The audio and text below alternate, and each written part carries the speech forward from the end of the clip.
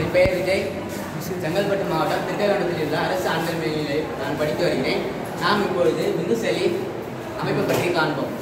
விந்து செல்லானது தலை, கழுத்து, வால் என 3 பகுதிகளை கொண்டது. இது தலைப்பகுதி, இது கழுத்து பகுதி, இது உட்கரு, அப்ரோசோம், மைக்ரோகாண்ட்ரியா, இது நடுத்தர பகுதி, வால் பகுதி. இதன் தலைப்பகுதியில் அக்ரோசமானது ஒரு தொப்பி வடிவில் காணப்படுகிறது.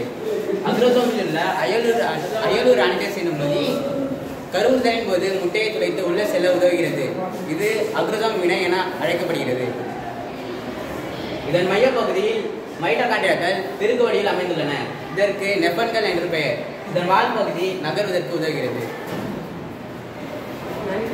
நன்றி.